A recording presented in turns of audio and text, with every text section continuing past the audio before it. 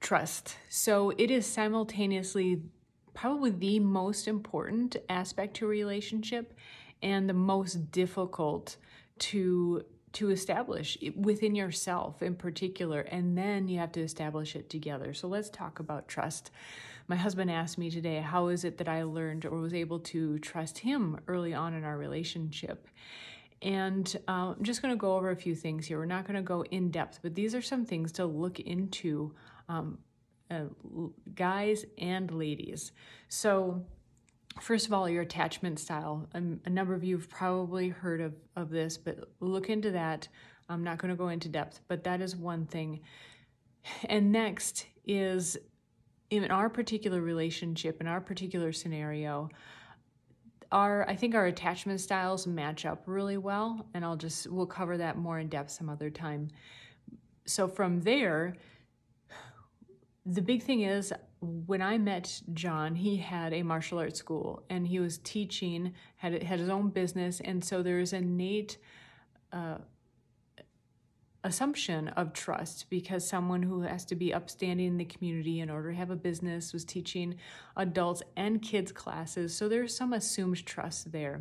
Also, he is 12 years older than me, and in my mind, now I was, kind of a sassy miss, even though I was 12 years younger and 18 at the time.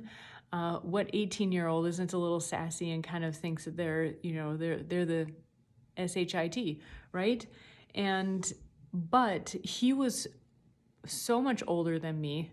We still met in the middle. We joke, we met in the middle maturity-wise. But he was old enough that, his life experience, it was clear that his life experience had far surpassed mine. And he could teach me a lot, not just martial arts, but many things in life. I could just tell that he was more knowledgeable and experienced. And so that helped me to just kind of innately fall into place and looked up to him more. But when it came to really deep down trusting him, I got to observe him in a number of environments, particularly his business, out in public with friends, and got to see him with his son, and got to infer what his relationship was like. His mother was around and really had the motherly role with, they just had a great relationship without getting into details. We'll get into more of that later. So I've got to see and kind of innately learn to trust. But what really, really did it for me was when I first moved in with him, pretty early on, he started laying the groundwork for our relationship. Now, I knew that he had been in previous relationships and he had even been married before. And the way that he relayed this information, he never said, I was in previous relationships and this is how it went and I'm never going to do that again, or I've had that done to me before and then never again. He never brought up previous relationships, even in a really justifying kind of way. Instead, whenever we had an issue that may or may not have shown up in previous relationships, he just learned through those relationships. This is what he did say. I've been in previous relationships and I've learned that that doesn't work for me. I'm going to give you, he said, the book of John. And this was very early on in our relationship. I had just moved in with him, but we were moving pretty quickly. And so quite early on, he said, I'm going to give you the book of John, and here's how it's going to go. Yeah, is it bedtime?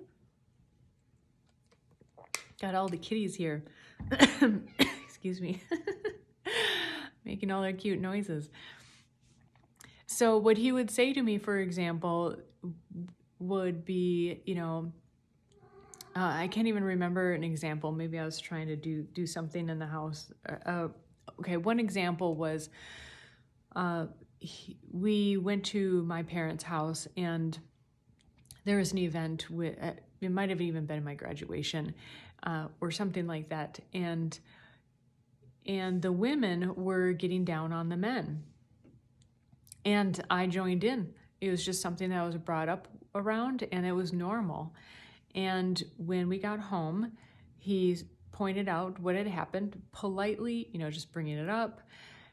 But what he said is, and he said this on a number of occasions when an instance like this would come up, he said, I love you, I want to be with you, but this has got to change, or I will not tolerate this. This is not in the book of John. There are various ways that he did or could say this.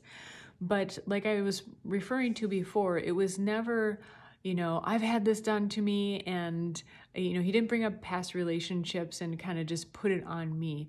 He made it about us, this specific scenario, reassured me that he loved me and wanted to be with me, and that he specifically stated what was going on and what he'd like to change. And so it made it very clear for me what was going on. And most of all, what I've learned since, what he was doing, whether he consciously was doing it or not, in reading relationship books, what he was doing is reaffirming for me that our relationship was on steady ground. We were okay. He was not thinking of breaking up with me at that moment, but I had a choice.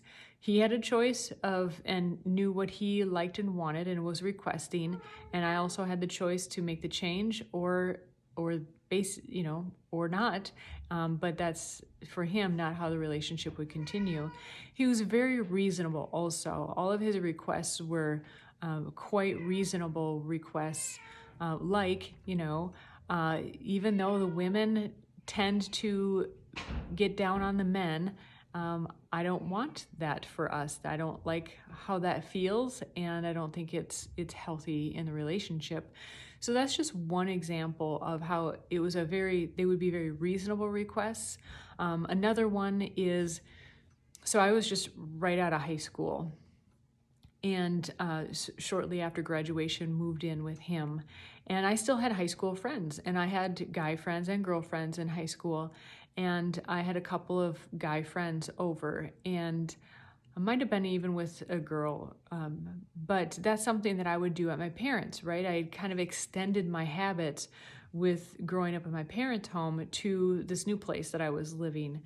And when he found out, because he wasn't home at the time, and they were just literally friends, there was nothing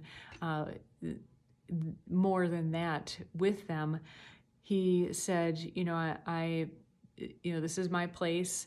I do not want you to have guy friends over when I'm not around. And that's a rule in the book of John. And I love you. I want to continue having a relationship with you, but that's a boundary. And so again, very reasonable. He reestablished that he loved me, wanted to continue in a relationship with me, and just laid it out clearly what he did and did not accept in a relationship. And I had the right to do that in my own, he modeled that as well for me. So I'm not going to flip this around, but just want to say it was very reasonable.